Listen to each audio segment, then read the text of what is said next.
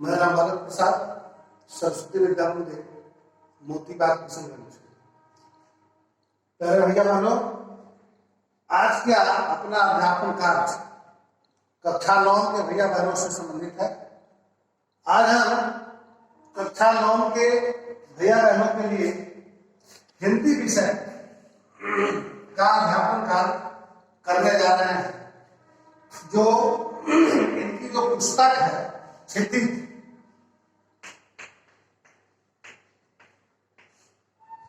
इसका काव्यखंड है। क्षितिज का काव्यखंड है। इस काव्यखंड का पहला पाठ है कबीरदास से संबंधित। कबीरदास का जो पाठ है वो कबीरदास से संबंधित है, यानी साखियां, कबीरदास की साखियां हम लोग पढ़ेंगे। तो सबसे पहले हम कबीरदास की साखियों का अध्ययन करें, उनके शब्दों का अध्ययन करें। इसके पहले थोड़ी सी चर्चा अपेक्षित हो जाती है कबीरदास से संबंधित। प्यारे भैया बहनों, आप जानते हैं कि कबीरदास का जन्म 1398 ईस्वी में काशी में इनका जन्म हुआ था। ऐसा माना जाता है कि एक विधवा ब्राह्मणी के गर्भ से उत्पन्न होने के कारण उस ब्राह्मणी ने सामाजिक लोक लज्जा के डर से इस बालक को मंजूषा में रखकर नदी में प्रवाहित कर दिया। नीरू और नीमा नामक किसी जुलाहा दंपत्ति को ये मिले, जिन लोगों ने इनका लालन पालन किया, इसलिए कि वे निसंतान थे और इस कारण कबीरदास का उन्होंने लालन पालन किया। इनकी शिक्षा का आधार सत्संग, पर्यटन, अनुभव आदि रहा। विधिवत इनकी शिक्षा दीक्षा किसी विद्यालय या विश्वविद्यालय, महाविद्यालय में नहीं हुई थी। जो कुछ इन्होंने प्राप्त किया ज्ञान के आधार पर प्राप्त किया, अनुभव के आधार पर प्राप्त किया, अंतर्दृष्टि के रूप में प्राप्त किया, सत्संग और पर्यटन के आधार पर उन्होंने प्राप्त किया। और हिंदी साहित्य के अंतर्गत कहा जाता है कि 14वीं और 15वीं शताब्दी के मध्य में जिन भक्त कवियों को भक्ति का पीयूष प्रसाद मिला, उनमें महात्मा कबीर का नाम, निर्गुणोपासक संत कबीर का नाम बड़े आदर के साथ लिया जाता है। इनके जो कुछ काव्य हैं, बीजक, रामायणी, शबद, ये काव्य ग्रंथ इन्हीं के अनुभव के आधार पर रचे गए हैं। इनमें काव्यात्मक मर्यादाओं की अगर हम बात करें तो बहुत अधिक काव्यात्मक मर्यादाएं नहीं है, लेकिन ज्ञान का आलोक सब में है।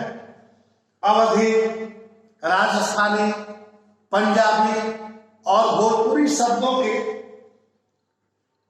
पुट इनमें मिला करते हैं और इन्होंने ज्ञान के आधार पर शिक्षा प्राप्त करने का काम किया। अनुभव, पर्यटन, सत्संग इनकी शिक्षा का आधार रहा। अब अगर साहित्य की बात करें तो आप जानते हैं कि भक्ति की दो धाराएं प्रवाहित हुई। भक्ति की दो धाराएं प्रवाहित हुई, सगुण भक्ति, सगुण और निर्गुण।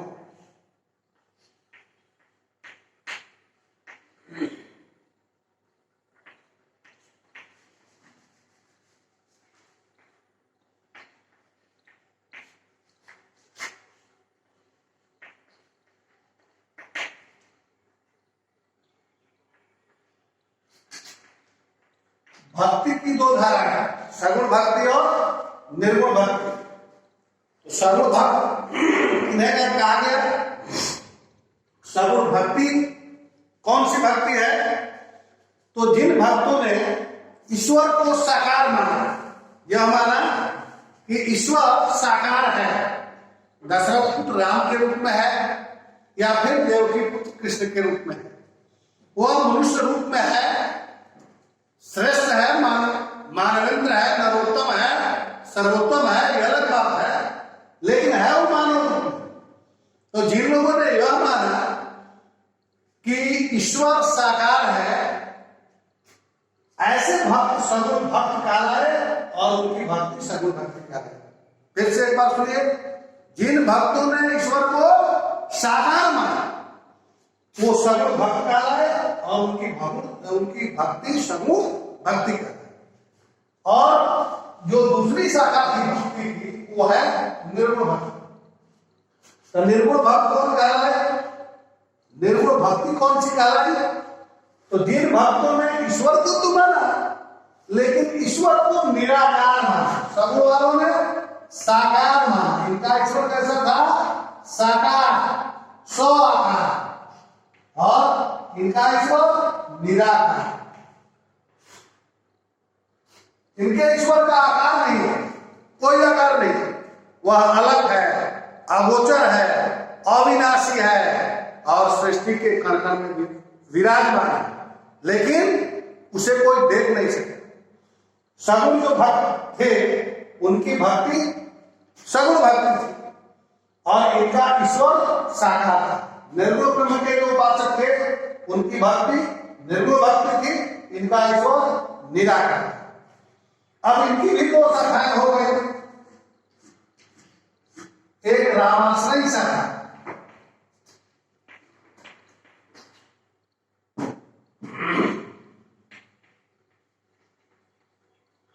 यानी सगुण भक्ति की भी दो शाखा हो गई, रामाश्रयी और कृष्णाश्रयी।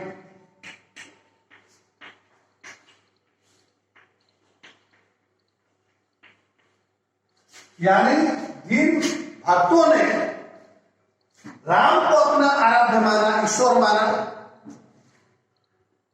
वो रामाश्रयी शाखा के कवि कहलाए। और जिन कवियों ने कृष्ण की भक्ति की, कृष्ण की कालिंदी में गोते लगाए, वे कृष्णाश्रयी शाखा के कवि कहलाए। स्पष्ट है, जिन्होंने राम को भक्त माना, अपना राम को ईश्वर माना, स्वयं को राम का भक्त माना और अपना आराध्य राम को माना, वे कहलाए रामाश्रयी शाखा के कवि। और जिन कवियों ने कृष्ण को अपना ईश्वर माना वो कृष्णाश्रयी शाखा के कवि थे। उदाहरण के लिए गोस्वामी तुलसीदास रामाश्रयी शाखा के कवि थे, इसलिए कि राम को उन्होंने अपना आराध्य माना तुलसीदास ने। सूरदास कृष्णाश्रयी शाखा के कवि बन जाते हैं, इसलिए कि उन्होंने कृष्ण को अपना आराध्य माना। अब इसी तरह इस भक्ति के भी दो प्रकार हो गए, एक को कहते हैं प्रेम वाला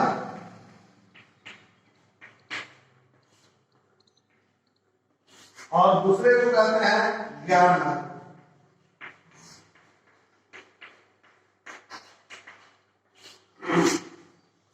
यहां प्रेम मानने का मतलब है कि जो निर्गुण ब्रह्म के उपासक थे उनका मानना था कि ईश्वर को या तो प्रेम के मार्ग पर चलकर प्राप्त किया जा सकता है या फिर ज्ञान के मार्ग, यानी निराकार ईश्वर को प्रेममय पंथों पर चलकर प्राप्त किया जा सकता है या फिर ज्ञान के मार्ग पर चलकर प्राप्त किया जा सकता है। तो इनकी जो दो शाखाएं थी, तो कबीरदास जी जो थे ये ज्ञान मार्गी शाखा के। स्पष्ट हो गया? वो कबीरदास का संबंध भक्ति काल की किस शाखा से था? तो कबीरदास जी भक्ति काल की निर्गुण भक्ति की शाखा, ज्ञान मार्ग की शाखा, यानी निर्गुणोपासक थे और निर्गुण भक्ति की ज्ञान मार्ग की शाखा के कवि थे कबीरदास जी। बात समझ में आ गई? कबीरदास का संबंध भक्ति काल से है और भक्ति में किस भक्ति से? निर्गुण भक्ति से। किस शाखा से? तो ज्ञान मार्ग की शाखा से। अब हम लोग कुछ इनकी शाखाएं पढ़ेंगे जिन साखियों का आधार क्या है? अनुभव युक्त ज्ञान, यानी अनुभव और ज्ञान से मंडित है इनकी साखियां। इनकी साखियों को हम पढ़ेंगे। ये दोहा छंद में है और अक्सर इनके पदों को गाया जाता है। आपने सुना भी होगा कि कबीरदास के जो पद हैं वो गेय हैं। इनके पदों में, इनकी साखियों में, इनके दोहों में गेयता है। तो कैसे इनके पदों को पढ़ा जाता है, जरा आज हम आपको पढ़ने का ढंग बताएंगे कि दोहा छंद में कैसे पढ़ते हैं। फिर अगले दिन एक एक करके हम इन साखियों का अर्थ स्पष्ट करेंगे, सरलार्थ बताएंगे, गूढ़ार्थ बताएंगे और विशेषार्थ बताएंगे। लेकिन आज केवल कुछ दोहों का सस्वर पाठ मैं करता हूं और आपको यह गृह कार्य देता हूं कि आप भी घर पर इन सारी साखियों को सस्वर पढ़ने का अभ्यास करेंगे। तो तैयार हो जाइए। आइए इनको हम कैसे पढ़ते हैं। एक आपके सामने लिखा हुआ है दोहा, बाकी मैं इधर कुछ दोहों को पढ़ रहा हूं, आप ध्यान से सुने कैसे पढ़ते हैं। आप भी अभ्यास करेंगे, भैयावानों का स्वर अच्छा होता है, आप अभ्यास करेंगे। मान सरोवर सुभर जल, हंसा के कराही, मुक्ता फल मुक्ता चुगे, अब बुढ़ियान दाही कबीरा, अब बुढ़ियान दाही। प्रेमी ढूंढत मैं फिरा, प्रेमी मिले न को,